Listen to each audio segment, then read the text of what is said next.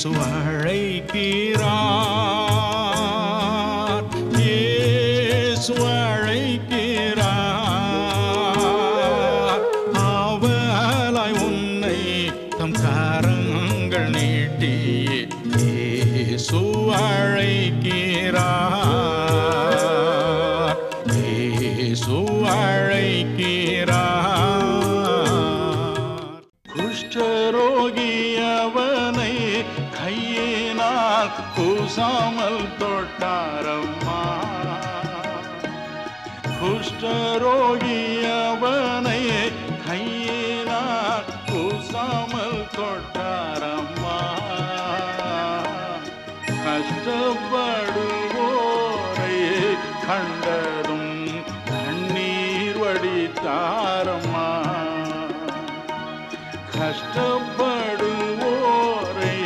கண்டதும் கண்ணீர் வடித்தாரம்மா. பேசத் தொடங்கினாலோ பேச்செல்லாம் பேரின்பம் சொட்டுதம்மா, பேசத் தொடங்கினாலோ பேச்செல்லாம் பேரின்பம் சொட்டுதம்மா. பார்க்கத் தொடங்கினாலோ பார்வை எல்லாம் பாவியின் மேலே அம்மா. இயேசு என்றதுமே எனக்கோர் இன்பம் பிறக்குதம்மா,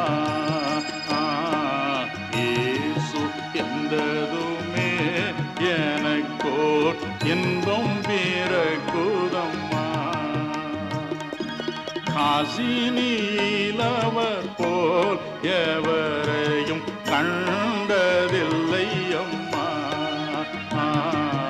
இயேசு என்றதுமே எனக்கோர் இன்பம் பிறக்குதம்மா.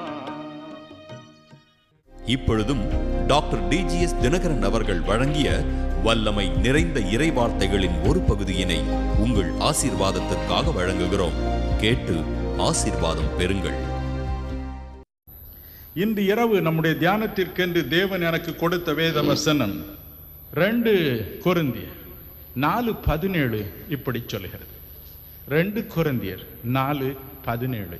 மேலும் காணப்படுகிறவைகளை அல்ல, காணப்படாதவைகளை நோக்கி இருக்கிற நமக்கு அதிசீக்கிரத்தில் நீங்கும் லேசான நம்முடைய உபத்திரவம் மிகவும் அதிகமான நித்திய கன மகிமையை உண்டாக்குகிறது. உபத்திரவத்தில் மகிமை, உபத்திரவத்தில் மகிமை. உபத்திரம் வரும் பொழுது எல்லாரும் என்ன சொல்வார்கள் நம்மை பார்த்து? ஏசாயா 36:4 எசேக்கியா அரசனை பார்த்து சனகரிப் கேட்டது போல, நீ நம்பி இருக்கிற அந்த நம்பிக்கை என்ன? உன் நம்பிக்கை என்னப்பா? கடனை செலுத்த முடியவில்லையோ, உன் நம்பிக்கை என்ன? அப்படித்தான் கேட்பார்கள். நம்முடைய நம்பிக்கை என்ன? கொலோசியர் 1:27 இப்படி பதில் சொல்கிறது. கிறிஸ்துவானவர் மகிமை நம்பிக்கையாக நமக்குள் இருப்பதே அந்த ரகசியம். ஹல்லேலூயா, ஹல்லேலூயா. நீதிமான்கள் ஆக்கப்பட்ட நாம், நீ நம்பி இருக்கிற இந்த நம்பிக்கை என்ன என்று கேட்கும் பொழுது ஒரே பதில், ஐயா, கிறிஸ்துவானவர் மகிமை நம்பிக்கையாக எனக்குள் இருப்பதே என்னுடைய நம்பிக்கை. வேதம் சொல்லுகிறது ரோமர் 5:5 இந்த நம்பிக்கை நம்மை வெட்கப்படுத்தாது. நீங்கள் வெட்கப்பட போவதே இல்லை பிரியமானவர்களே. ஏசாயா 61:7 சொல்கிறது இந்த நம்பிக்கை வெட்கத்திற்கு பதிலாக 2 கௌரவத்தை உங்களுக்கு கொண்டு வரும். ஆமென். பயப்படாதீர்கள். உபத்திரங்கள் வரட்டும், தொல்லைகள் வரட்டும், நாம் என்ன சொல்வோம்? கிறிஸ்துவானவர் என் மகிமை நம்பிக்கை, என்னை மகிமைப்படுத்துவார். ஹல்லேலூயா. 1981 ஆண்டு ஒரு பல்கலைக்கழகத்தை ஆரம்பிக்க வேண்டும் என்று இயேசு எனக்கு சொன்னார். ஆனால் இந்த கல்லூரி ஆரம்பிக்கும் பொழுது பிச்சைக்காரனை போல அலைந்தேன், பேங்காய் அலைந்தேன். பிச்சைக்காரனை போல உதவி இல்லை. அநேக கிறிஸ்தவ ஸ்தாபனங்கள், ஜெர்மனி, அமெரிக்கா, இங்கிலாந்து, விதமான கிறிஸ்தவ ஸ்தாபனங்கள். எனக்கு எல்லா பேராயர்களும் கடிதம் கொடுப்பார்கள், பிரதர் நீங்க இதை போய் எடுத்துட்டு பாருங்க, கண்டிப்பா கிடைக்கும். எல்லா இடத்திலையும் என் மூஞ்சில காரி துப்பல, அது ஒண்ணுதான் எனக்கு நடக்கல. அவ்வளவு கேவலமாய் என்னை பேசினார்கள், அவ்வளவு கேவலமாய் நடத்தினார்கள். கேவலமாய் திரும்பி வந்தேன். இயேசு சொன்னார், ஏன் அவர்கள் காலில் விழுந்து கிடக்கிறாய்? இந்த மனிதனை பார். அவர் குறிப்பிட்ட மனிதர் கிறிஸ்தவர் அல்ல, மற்ற மதத்தை சேர்ந்தவர். அவரை போய் பார்த்தேன். அவர் சொன்னார், ஐயா உங்க ஜபத்தினால தான் நான் இன்னைக்கு உயிரோடு இருக்கிறேன், உங்க ஜபத்தினால தான் உயிரோடு இருக்கிறேன். நான் வாங்கி தரேன் பேங்க்ல எவ்வளவு கடன் என்றால் 2 கோடி ரூபாய் வாங்கி கொடுத்தார். இன்னொரு ஸ்தாபனம் 2 கோடி ரூபாய் கடன் கொடுக்க முன் வந்தது. 4 கோடி ரூபாய் வைத்து ஆரம்பித்தேன். கர்த்தர் என்னை கைவிடவில்லை. லேசான உபத்திரவம் நித்திய கனத்தை உண்டு பண்ணுகிறது. ஹல்லேலூயா, ஹல்லேலூயா. உங்கள் வெட்கத்திற்கு பதிலாய் 2 எத்தனையாய் கனம் வரும். கவலைப்படாதிருங்கள். உபத்திரவத்தில் மகிமை, நித்திய கன மகிமை. 1990 ஆண்டு என்னுடைய இருதயம் நின்று போனது. ECG என்று சொல்ல எடுத்து பார்த்தால் வெறும் கோடு தான் இருக்கிறது. He is dead, இறந்து போனார் என்று சொன்னார். அப்படிப்பட்ட நிலைமையில் ஆஸ்பத்திரியில் நான் இருந்தேன். என் இருதயம் பலவீனமாக இருந்ததினால் என்னை பார்க்க ஒருவருக்கும் அனுமதி இல்லை, ஒருவரும் என்னை பார்க்க முடியவில்லை. என்னை ஆபரேஷன் பண்ணுவதா வேண்டாமா என்ற பெரிய சர்ச்சை அத்தனை டாக்டர்களுக்கு. ஏனென்றால் நான் பிழைப்பது அரிது என்ற நிலை. இந்த ஆஸ்பத்திரியில் எனக்கு ஒரு பெயர் வைத்திருக்கிறார்கள். என்ன தெரியுமா? அற்புத மனிதர், எ மிரக்கிள் மேன். என்னை மிரக்கிள் மேனாக மாற்றினவர் வேறொருவர் உண்டு. அவர் பேர் என்ன? இயேசு கிறிஸ்து. அவர் அற்புதமானவர், அவர் அதிசயமானவர். அவர் ஒரு நாளும் உங்களை நிந்தனைக்கு உட்பட அனுமதிக்க மாட்டார். திரும்பி நீங்கள் செல்லும் பொழுது ஒன்றையே எதிர்பார்த்து செல்லுங்கள். தொல்லை வரும் என்றல்ல, உபத்திரம் வரும் என்றல்ல. உபத்திரம் வரலாம், ஆனால் அந்த உபத்திரவத்திற்கு பதிலாக தேவன் 2 எத்தனையாக கௌரவம் கொடுப்பார், தம்முடைய மகிமையை கொடுப்பார். ஆமென். இயேசு தம்முடைய மகிமையை நமக்கு தருவார். பிரியமானவர்களே, இயேசு சொன்னார், என் பிதா எனக்கு உலக தோற்றத்திற்கு முன்பதாக கொடுத்த அந்த மகிமையை தான் உங்களுக்கு வைத்திருக்கிறேன் என்று சொல்கிறார். எத்தனை பரவசம்! கவலைப்படாதீர்கள், அவர்களை மகிமைப்படுத்துவார். நான் அவர்களை மகிமைப்படுத்துவேன். அதுதான் என்று உங்களுக்கு கொடுக்கும் ஒரு வாக்கு. துன்ப பெருக்கிலே சோர்ந்திடாதே, அன்பர் அறியாமல் வந்திடாதே. துன்ப பெருக்கிலே சோர்ந்திடாதே, அன்பர் அறியாமல் வந்திடாதே. கண் விழி கொள்ளா காத்திடுவே என்றனரே. கண்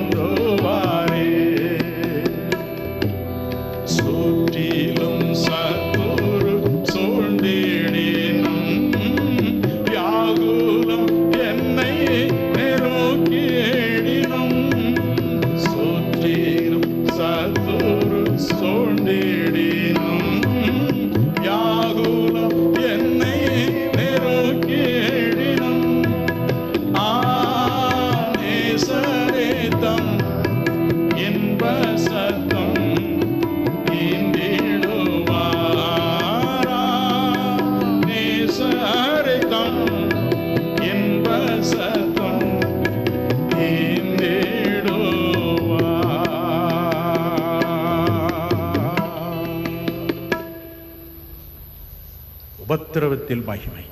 அடுத்து ஊழியத்தில் மகிமை. 2 கொரிந்தியர் 3:8 என்ன சொல்கிறது பாருங்க. ஒளிந்து போகிற மகிமையுடைய அந்த ஊழியம் அப்படிப்பட்ட மகிமையுள்ளதாய் இருந்தால் ஆவிக்குரிய ஊழியம் எவ்வளவு அதிக மகிமையுள்ளதாய் இருக்கும். ஒளிந்து போகிற ஊழியம் என்று மோசேயின் ஊழியத்தை பற்றி வேதம் சொல்கிறது. மோசே தேவனுடைய சமூகத்தில் 40 நாள் இருந்தான். திரும்பி கீழே மலையிலிருந்து இறங்கி வரும்பொழுது அவனுடைய முகம் பிரகாசித்தது. ஜனங்களால் அதை பார்க்க முடியவில்லை. ஆகவே முகத்தை முக்காடு போட்டுக்கொண்டு மறைத்துக் கொள்வான். யாத்திராகமம் 34:30 அப்படி சொல்லுகிறது.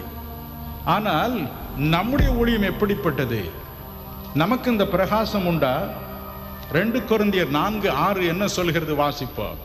இருளில் இருந்து வெளிச்சத்தை பிரகாசிக்க சொன்ன தேவன் இயேசு கிறிஸ்துவின் முகத்தில் உள்ள தமது மகிமையின் அறிவாகிய ஒளியை தோன்ற பண்ணும் பொருட்டாக எங்கள் இருதயங்களிலே பிரகாசித்தார். மோசேயின் முகத்தில் தான் பிரகாசம். ஆனால் இன்று இயேசு கிறிஸ்துவின் ஆவியினால் நிரப்பப்பட்டு வாழும் நிரம்பிய ஊழியத்தை செய்யும் நமக்கு, பரிசுத்தாவின் 9 வரங்களை பெற்று ஊழியம் செய்யும் நமக்கு வேறொரு பிரகாசம் உண்டு. அது எங்கே? உள்ளத்தின் ஆழத்தில். இருளில் இருந்து வெளிச்சத்தை பிரகாசிக்க சொன்ன தேவன் நமக்குள் பிரகாசிக்கிறார். இதை மண் பாண்டங்களில் நாம் பெற்றிருக்கிறோம். மண் பாண்டம் இது, அழிந்து போகும் மண் பாண்டம். இதற்குள் இந்த பொக்கிஷத்தை பெற்றிருக்கிறோம். வெளியில் நம்மை பார்க்கிறவர்கள் நம்மை சாதாரணமாக எண்ணலாம். வெளியில் ஒரு தோற்றத்தில் ஒரு மாறுதல் இல்லாமல் இருக்கலாம், முகத்தில் ஒரு மாறுதல் இல்லாமல் இருக்கலாம், ஒருவேளை கவலைக்குறிகள் தான் இருக்கலாம். ஆனால் இந்த உள்ளத்தின் ஆழத்தில் தேவன் பிரகாசித்துக் கொண்டே இருக்கிறார் ஆல் த டைம். நான் கடினமான நோய்க்கு பிறகு ஐயோ என்னால் நடக்க முடியாமல் போயிட்டு, 2 கால்களிலும் இரத்த ஓட்டம் அப்படியே நின்று போயிட்டு, டாக்டர்கள் சொன்னால் இரத்த ஓட்டமே இல்லையே, 2 தடி வேண்டும் என்றால் தருகிறோம் என்றார்கள். ஐயோ நரம்பெல்லாம் ஒன்றுமில்லாமல் போய்விட்டது, இப்படி ஜபம் ஜபம் ஜபம் உபவாசம் என்று உடலை நாசம் பண்ணி விட்டீர்கள் என்று கண்ணீர் வடித்தார். அப்படித்தான் வீடு வந்து சேர்ந்தேன். தினமும் அழுவேன், தேவனே எனக்கு மனம் இறங்கும். நாட்கள் கடந்தன. தேவன் எல்லா மக்களுடைய கண்ணீரையும் பார்த்தார். எனக்கு கொஞ்சம் கொஞ்சமாய் காலில் பலன் கொடுத்தார். 10 மாதங்கள் கடந்து ஓடிவிட்டன. ஒரு நாள் தேவன் சொன்னார், மகனே, பல ஊர்களில், மதுரை, திருநெல்வேலி, தூத்துக்குடி, இன்னும் பல நகரங்களில் உனக்காய் கண்ணீரோடு ஜெபித்திருக்கிறார்கள். நீ போய் உன் முகத்தை காண்பி, எனக்கு மகிமை செலுத்து என்றார். நான் கண்ணீர் விட்டு அழுதேன். ஆண்டவரே, என்னால் ஒரு நிமிஷம் கூட நிற்க முடியாது. நான் எப்படி போய் நின்று பிரசங்கம் பண்ணுவேன்? என்ன முகத்தோடு நான் போவேன்? அவர் சொன்னார், நீ விசுவாசத்தோடு செல், உன் கால்களை பலப்படுத்துவேன். என்றாலும் எனக்கு நிம்மதி இல்லை. ஒரு நாள் என்னுடைய அறையில் நான் தனிமையாக அழுது கொண்டு உட்கார்ந்திருந்தேன். இயேசு மிக அன்புள்ளவர், தாயை போன்ற எண்ணமுடையவர். ஒரு நொடியில் என் காலை தொட்டு அவரால் சுகமாக்கி இருக்க முடியும். ஆனால் அவர் செய்யவில்லை. மாறாக அவர் திடீரென்று என் அறைக்குள் நுழைந்தார். தன்னோடு கூட 1986 ஆண்டு என்னை விட்டு பிரிந்த என் அன்பு மகள் ஏஞ்சலை கூட்டிக் கொண்டு வந்தார். எனக்கு அன்பானவர்களே, ஆன்மீக வாழ்க்கை என்பது இயற்கைக்கு மேற்பட்ட வாழ்க்கை. தேவகுமாரனாகி இயேசு மறுரூபமலையில் நின்ற பொழுது மத்தேயு 17:1-5 சொல்லுகிறது போல, எலியாவும் மோசேயும் வந்து பேசினது போல் சில சமயங்களில் அவரும் நமக்கு அருமையானவர்களை அழைத்து வரார். எதற்கு? அவர்கள் சொன்னால்தான் கேட்பான் என்பதற்காக. என் மகளை கண்டதும் உள்ளம் பூரித்தேன். என் அருகில் வந்து உட்கார்ந்தாள். அருள்நாதர் என்னையே பார்த்து கொண்டிருந்தார். அவள் சொன்னாள், அப்பா, உண்மைதான், உங்கள் கால்கள் பலவீனமாயிருப்பது உண்மைதான். என்றாலும் இதனால் உங்கள் மீது இருக்கும் பரிசுத்தாவியின் நிறைவு போய்விடவில்லையே, உங்களுக்குள் இருக்கும் பரிசுத்தாவியின் வல்லமை போய்விடவில்லையே, உங்களுக்குள் தேவன் அளித்த 9 வரங்களும் போய்விடவில்லையே. முடிந்தவரை பேசுங்கள். கர்த்தர் உங்களுக்குள் இருக்கும் வரங்களை வெளியே கொண்டு வருவார். முன் போலவே உங்களை பயன்படுத்துவார் என்று சொன்னாள். உங்களுக்குள் தேவன் பிரகாசித்துக் கொண்டிருக்கிறார் என்பதை அன்று உணர்ந்தேன். என் கண்களில் ஆனந்த கண்ணீர் வடிந்தது. இருவரும் மறைந்தனர். என் மனைவியை பார்த்து சொன்னேன், நாம் போகலாம். அக்டோபர் மாதம் மதுரைக்கு சென்றேன், தூத்துக்குடிக்கு சென்றேன், திருநெல்வேலிக்கு சென்றேன், நாகர்கோயில் சென்றேன். சென்ற இடமெல்லாம் மக்கள் எனக்காய் கண்ணீர் வடித்தவர்கள், ஆனந்த கண்ணீர் வடித்தார்கள். எனக்கு அன்பானவர்களே, இதே வல்லமை அன்றும் விளங்கியது. என்னுடைய சுகவீனத்திற்கு முன்பு விளங்கிய அதே வல்லமை, அதே அற்புதங்கள் அந்த பலவீனமான நிலைமையிலும் விளங்கியது. மண் பாண்டத்தில் மகிமை பெற்றிருக்கிறோம். நம்முடைய ஊழியம் மகிமையான ஒரு ஊழியம். நாம் சுகமாய் இருந்தாலும் சரி, இல்லாமற் போனாலும் சரி, மகிமையாய் பிரகாசிக்கும் ஒரு ஊழியம். கவலைப்படாதிருங்கள் என் அன்பு சக ஊழியர்களே. ஆங்காங்கே பசி பட்டினியில் வாடி, வறுமையில் வாடி கிறிஸ்துவின் சேவையை செய்து கொண்டிருக்கும் என் அன்பு சகோதர சகோதரிகளே, இன்று முதல் இதை மறந்து விடாதீர்கள். கிறிஸ்து உங்களுக்கு ஒரு மகிமையான ஊழியத்தை தந்திருக்கிறார். ஹல்லேலூயா, ஹல்லேலூயா, ஹல்லேலூயா. நாம் இந்த மகிமையான ஆவியை பெறுவது மிக மிக அவசியம். ஒரு சிறு பாடலை நாம் சேர்ந்து பாடுவோம். அக்கினி அபிஷேகம் நீந்திடும், தேவ ஆவியால் நிறைந்திடும். அக்கினி அபிஷேகம் நீந்திடும், தேவ ஆவியால் நிறைந்திடும். தேவா தேவா இக்கணமே ஏந்திடும். அக்கினி அபிஷேகம் ஏந்திடும், தேவ ஆவியால் நிறைந்திடும். பரமன் இயேசுவை நிறைத்தீரே, பரிசுத்த ஆவியால் நிறைத்திடும். உந்தன் சீஷருக்கு அளித்தீரே, அன்பின் அபிஷேகம் ஏந்திடும். தேவா தேவா இக்கணமே ஏந்திடும். தேவா தேவா இக்கணமே ஏந்திடும். அக்கினி அபிஷேகம் ஏந்திடும், தேவ ஆவியால் நிறைத்திடும். சிம்சோன் கிதியோனை நிறைத்தீரே, கர்த்தரின் வல்லமையால் நிறைத்திடும். தீர்க்கன் எலிசாவுக்கு அளித்தீரே, இரட்டிப்பின் வரங்களால் நிறைத்திடும். தேவா தேவா இக்கணமே ஏந்திடும். அக்கினி அபிஷேகம் ஏந்திடும், தேவ ஆவியால் நிறைத்திடும். அக்கினி அபிஷேகம் ஏந்திடும், தேவ ஆவியால் நிறைத்திடும். இன்றிரவு உங்களில் அநேகருக்கு தேவன் அக்கினி அபிஷேகத்தை தரப்போகிறார். உங்களில் அநேகரை தேவன் பரிசுத்தாவின் வரங்களினால் நிரப்பப் போகிறார். நான் விசுவாசத்தில் இதை சொல்லவில்லை. எனக்கு விசுவாசமே கிடையாது, சுத்தமா கிடையாது. இயேசு என்ன சொல்கிறாரோ அதை சொல்வது, அவ்வளவுதான். இன்றிரவு உங்களுக்கு தருவார். இயேசு எனக்கு சொன்னார், அநேகருடைய ஊழியத்தை தலைகளாக மாற்றப் போகிறார். முன் போல அல்ல, மகிமையான ஒரு ஊழியத்தை உங்களுக்கு தரப்போகிறார். ஹல்லேலூயா, ஹல்லேலூயா. இந்த நாளிலும் ஆண்டவரே, என்னை உமது ஆவியினால் நிரப்ப சாமி. மனுஷி ஆவி வேண்டாம், உமது ஆவியினால் நிரப்பும் என்று பிரார்த்தனை செய்வோம். இப்பொழுது பரிசுத்த ஆவியானவர் உங்கள் மீது இறங்கி, உங்களுக்குள் இருக்கும் பரிசுத்த ஆவியானவர் உங்களுக்குள் பெருகி இயேசுவை உங்கள் மூலமாக வெளிப்படுத்துவார். இயேசுவை தரித்து கொண்டிருப்பீர்கள். அப்பொழுது நன்மை உங்களுக்குள் வந்து கொண்டே இருக்கும். உலக மக்களும் இயேசுவை உங்கள் மூலமாக பார்ப்பார்கள். உங்கள் மூலமாக தான் இயேசுவை இந்த உலக மக்கள் பார்க்க முடியும். நீங்களே அவருக்கு சாட்சிகளாக இருக்கிறீர்கள், நானே சாட்சியாக இருக்கிறேன். அந்த உடன்படிக்கையை நாம் கைப்பிடிக்கும்படியாக இப்பொழுது பரிசுத்த ஆவியானவர் நம்மை நிரப்ப விரும்புகிறார். தயவு செய்து ஆண்டவரே என்னை உமது ஆவியினால் நிரப்பும் என்று ஜெபம் பண்ணுவீர்களா? அதற்காக இப்பொழுதே ஜெபம் பண்ணுவோமா? இயேசுப்பா, உம்மோடு நான் உடன்படிக்கையை நிறைவேற்ற விரும்புகிறேன் அப்பா. எனக்கு நன்மை செய்ய நீர் காத்து கொண்டு இருக்கிறீர். நன்மையான நாட்களை கொடுக்க காத்து கொண்டு இருக்கிறீர்.